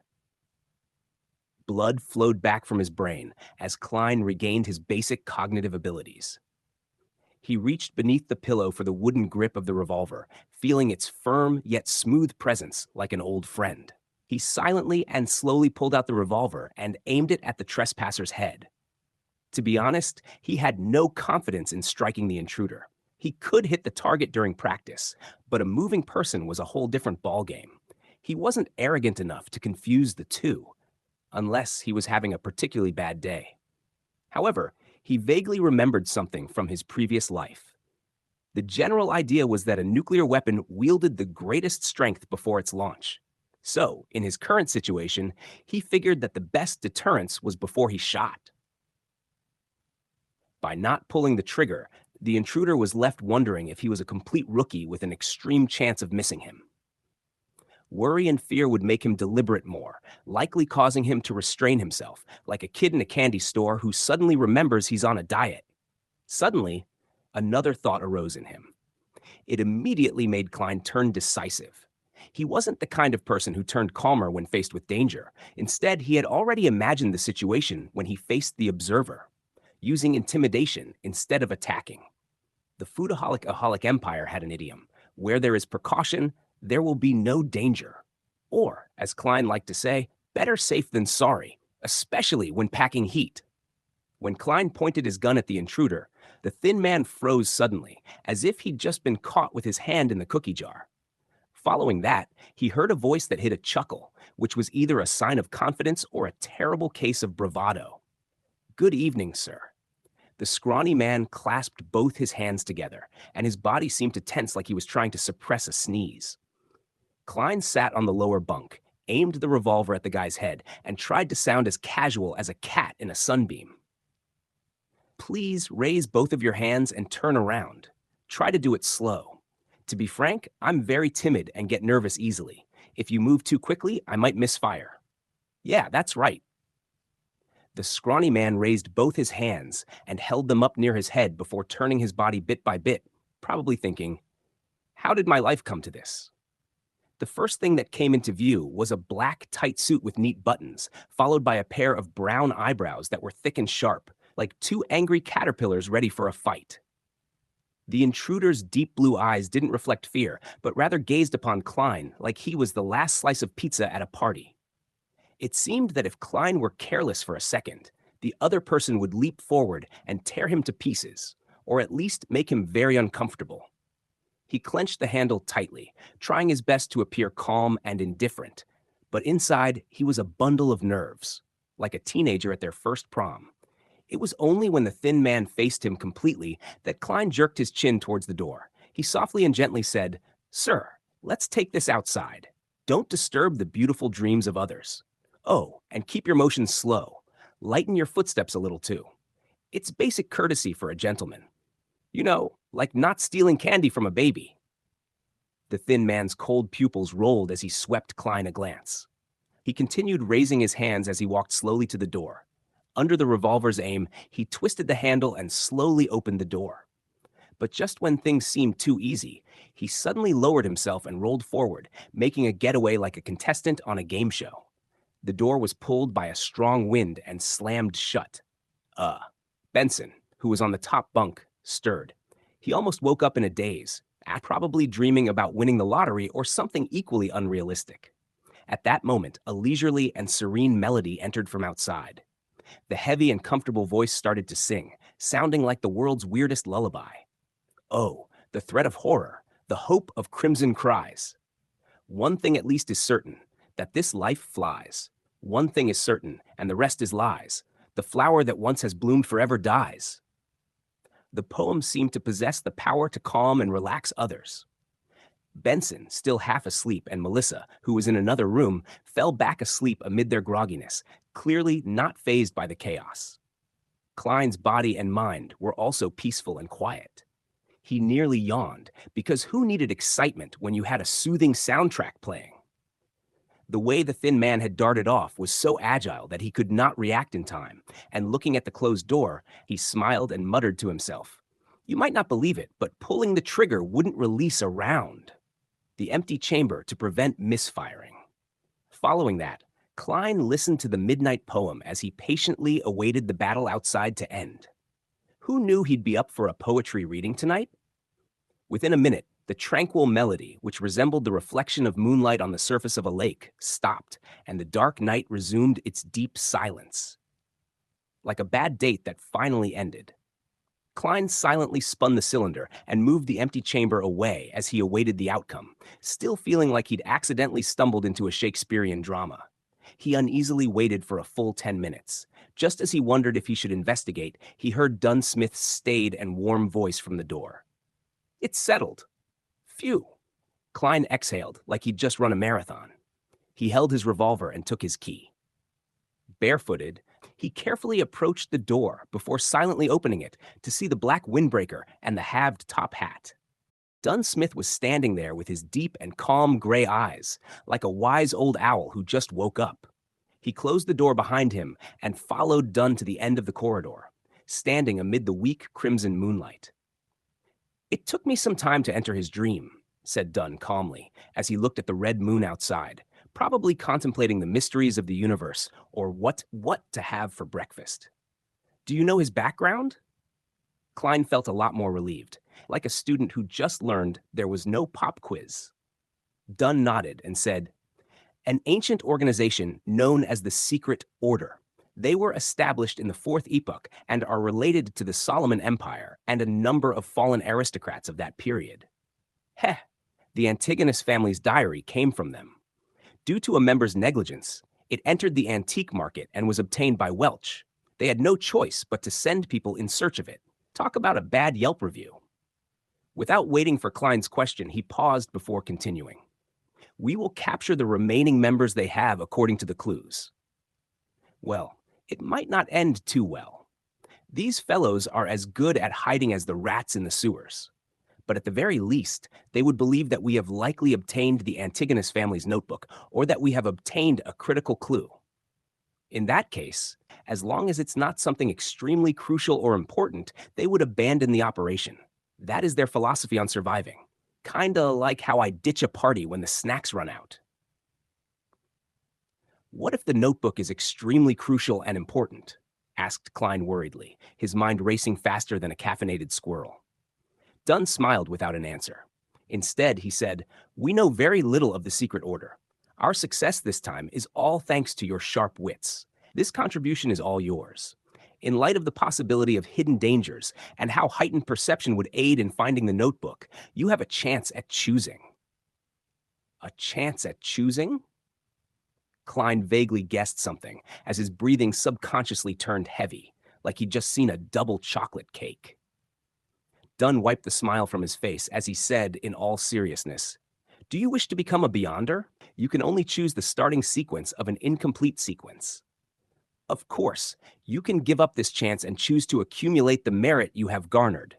Then, all you have to do is wait till there's sufficient room for you to become a sleepless, which is also the first complete sequence the goddess has bestowed on the Nighthawks."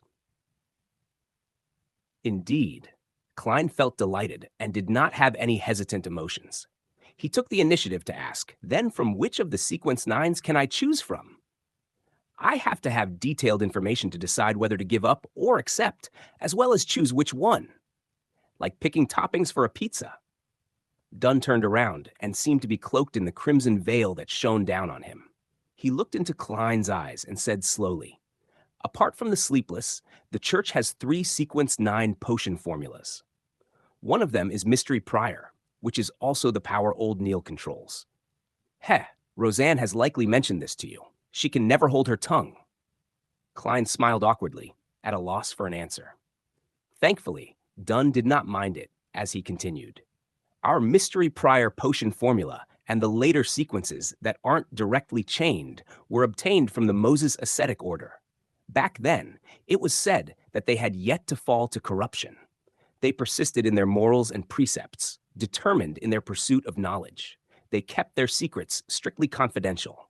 Anyone that entered the order would be barred from speaking for 5 years after becoming a Mystery Prior. They would learn to keep silent so as to cultivate and enhance their focus.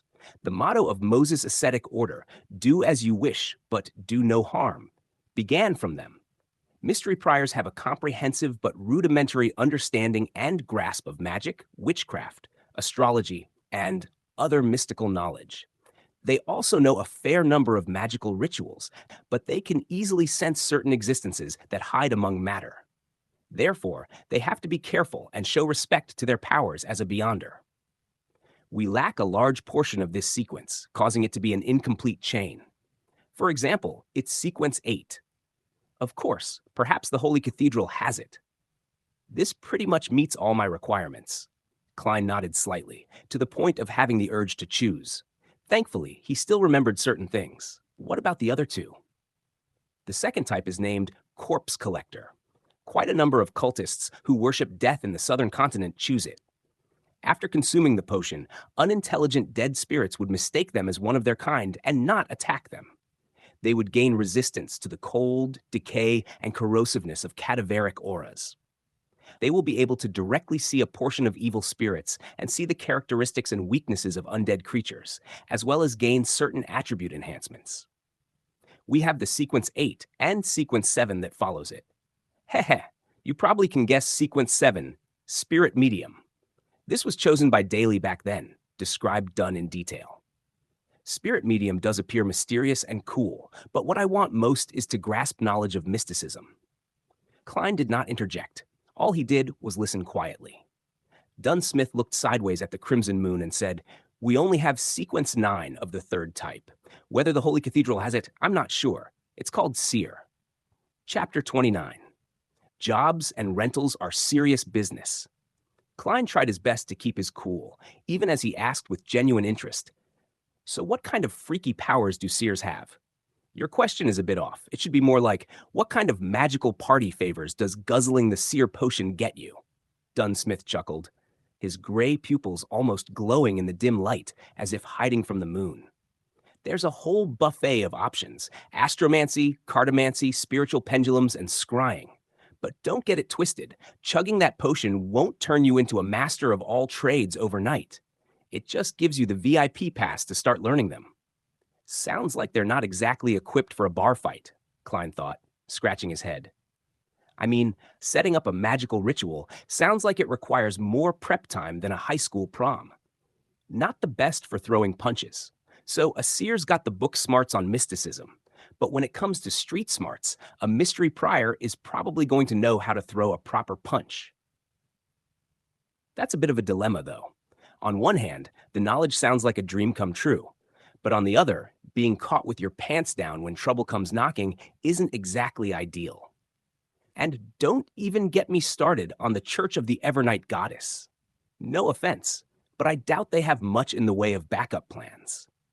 Low-sequence Beyonders against their enemies are probably about as effective as using a slingshot against a cannon. Klein fell deep into thought, bouncing between the options like a pinball machine, finally tossing the idea of corpse collector out the window. Dunsmith grinned like he just won the lottery when he saw Klein's face.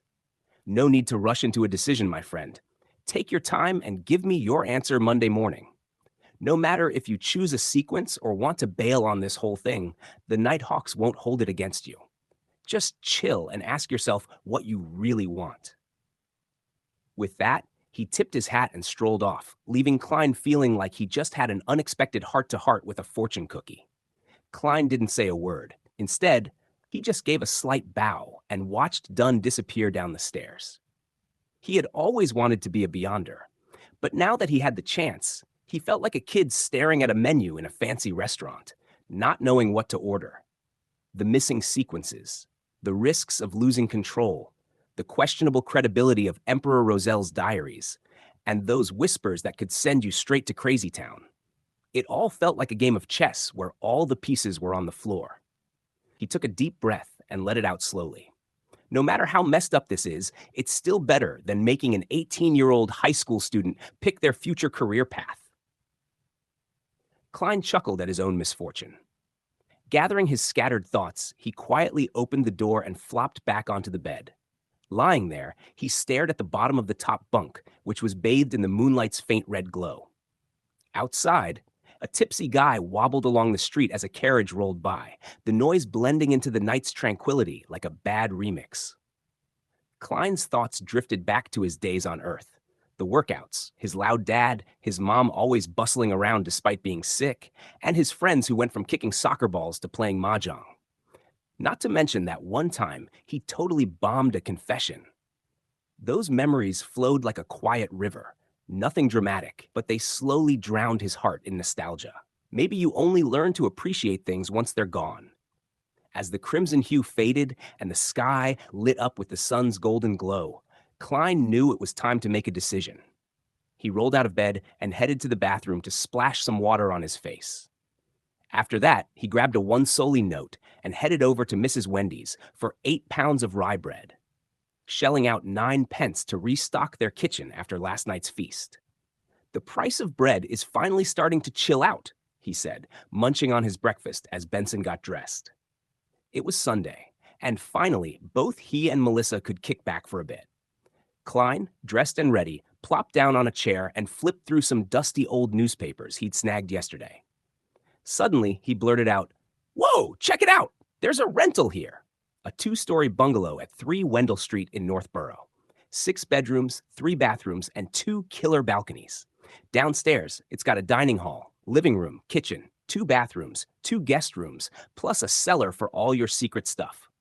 They're asking for 1, 2, or 3-year leases, and it's a weekly rent of £1.06 solely. If you're interested, you gotta hit up Mr. Gusev on Champagne Street. That's our big dream, Benson said, sporting his black top hat with a grin. But the prices in these newspapers usually have a hefty markup. The Tingen City Housing Improvement Company has some decent options that won't break the bank. Why aren't we looking at the Tingen Housing Improvement Association for the working class? Melissa chimed in, stepping out of her room in an old veiled hat and a patched-up grayish-white dress that made her look like she just stepped out of a time capsule. She was shy and quiet, but her youthfulness shone through. Benson burst out laughing. "Where did you hear about the Tingen Housing Improvement Association for the working class? From Jenny? Mrs. Rochelle? Or your BFF Selena?" Melissa looked away, barely above a whisper. "Mrs. Rochelle? I ran into her while washing up last night. She asked about Klein's interview, and I told her the highlights. Then she suggested checking out the Tingen Housing Improvement Association for the working class." Benson saw Klein's confused face and shook his head, amused. They're aimed at the broke folks. To be precise, it's a housing association for the lower strata of society. They build and renovate houses that come with communal bathrooms. Yikes. Your choices are basically a single, double, or triple bedroom. You really want to live like that? The Tingen City Housing Improvement Company does similar stuff, but they cater to lower middle class peeps too. Honestly, we're doing slightly better than the lower middle class, but we're still not rubbing elbows with the true middle class families. It's not about salary, it's about having the time to save up, which we don't, Benson explained. Klein suddenly got it as he put the newspaper away. He grabbed his top hat and stood up. "All right, let's roll." "I remember the Tingen City Housing Improvement Company is on Daffodil Street," Benson said as he opened the door. "They're like the Tingen Housing Improvement Association for the working class, but we call them 5% charities. You want to know why?" "I'm all ears." Klein raised his cane and strolled next to Melissa. The girl with the long black hair nodded along. Benson started explaining, "These housing improvement associations or companies popped up because of Backlund. They get funded in 3 ways.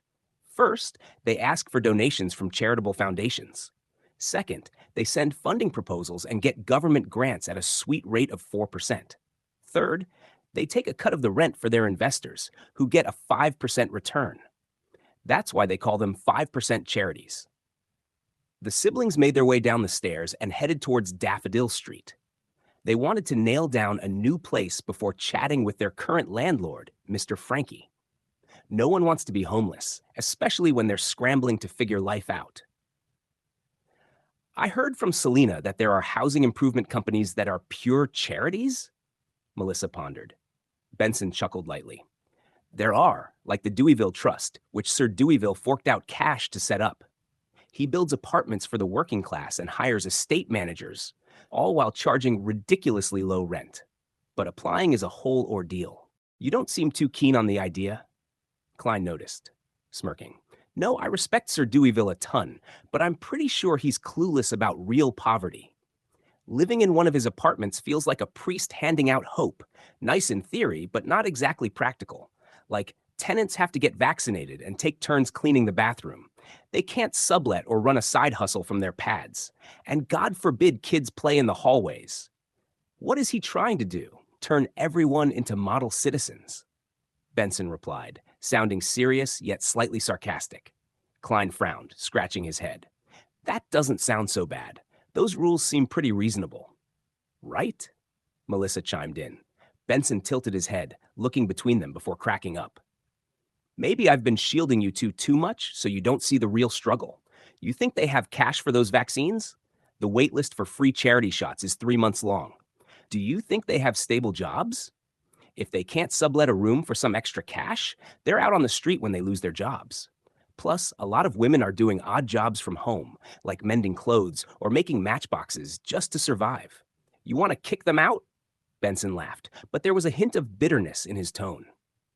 The three of them walked in silence for a moment, lost in their thoughts about the harsh realities that some people faced. Klein turned to Melissa, who had been unusually quiet. "What's on your mind?" "I was just thinking about Jenny," she replied softly, her gaze focused on the cobblestone street ahead. "She no longer wishes for me to visit her after she moved to Lower Street. I guess her family's situation changed, and I don't want to remind her of what they've lost." Benson nodded solemnly. "Let's hope her father gets back on his feet after that injury and finds a stable job. But I've seen too many alcoholics use alcohol to numb their pain, and it worries me." Klein frowned, feeling the weight of their words. It's a tough world out there. We can't forget that some people are just trying to survive. "Yeah, we're lucky," Benson said, breaking the silence with a bittersweet smile. "At least we're all in this together. We can lean on each other, right?" Melissa nodded, her expression softening. "That's true. We have each other, and hopefully we can find a better place to live soon." As they approached Tingen City Housing Improvement Company, Klein felt a sense of determination. They would find a new home, a place where they could build their lives and support one another, away from the difficulties that loomed outside. This place was a district they were familiar with. Chapter 30, Brand New Beginning. 2, 4, and 6. Daffodil Street weren't your regular boring buildings. They were the kind you see and instantly know, yeah, I can imagine a medieval Netflix series being filmed here. With their grayish-blue exterior, fancy chimneys standing tall, and those hipped roofs, they definitely screamed, "I have seen better days."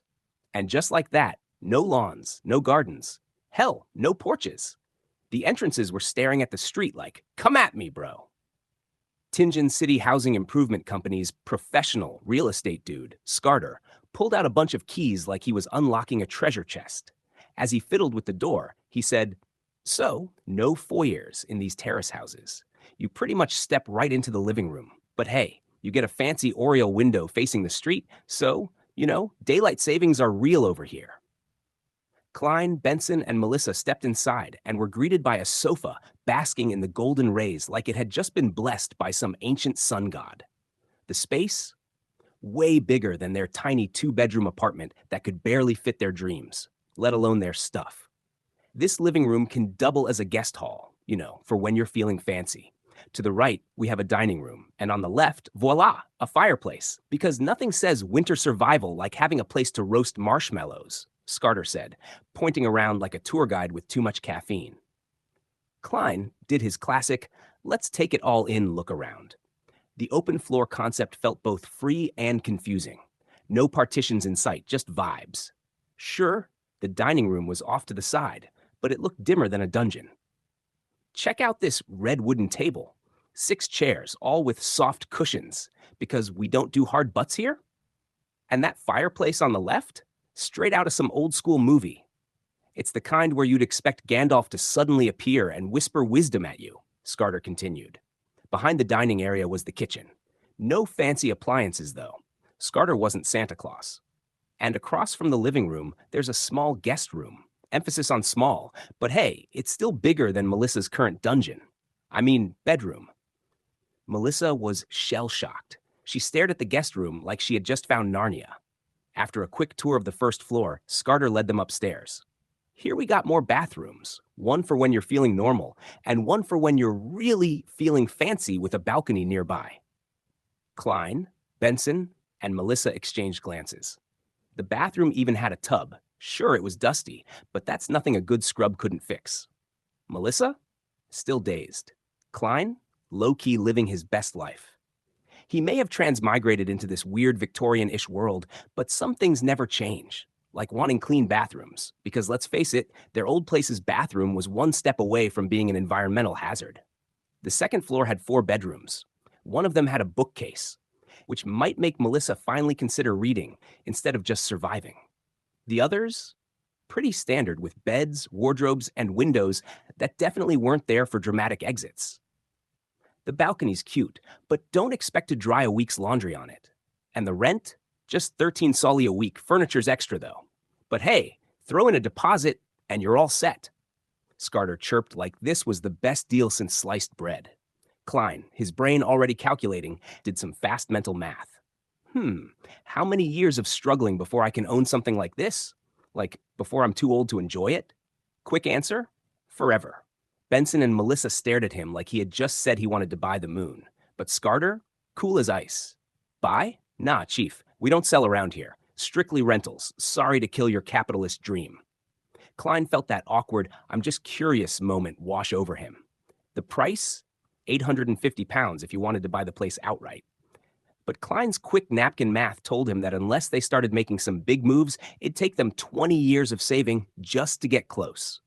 He nudged Benson. Time to talk rent. Benson's bargaining game was strong. In 10 minutes flat, he had Scarter dropping the rent to 12 solely, furniture down to 3 pence, and rounded up the deposit. They headed back to sign the contract like it was a done deal.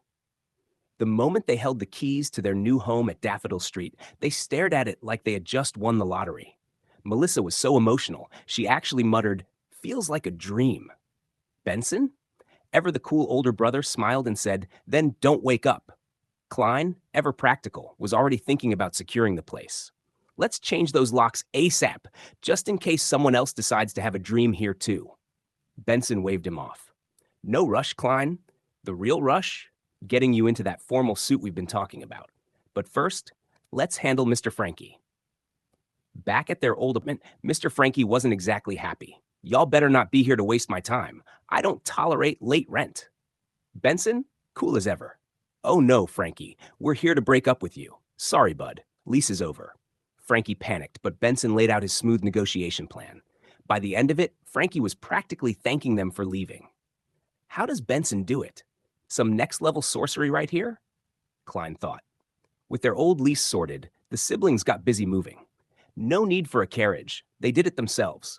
All they had were dreams and dust. By sunset, Klein looked at his clean new bedroom with his fancy bookcase. His stomach growled, but the satisfaction of finally moving in was real. The next day, Klein suited up, looking sharp enough to make a Victorian Instagram influencer jealous. His 8-pound outfit wasn't cheap, but he felt like $1,000,000 as he strutted to Blackthorn Security Company. Roseanne was there, as usual, with coffee. "Don't you men feel hot and all that?" she teased. Klein smirked. "It's the price of looking this good." Inside, Dunsmith was waiting. The usual gray-eyed captain, always serious. "Have you made up your mind, Klein?" Klein didn't hesitate. "Yup, seer." And with that, a brand new newbie kicked off for Klein, Benson, and Melissa.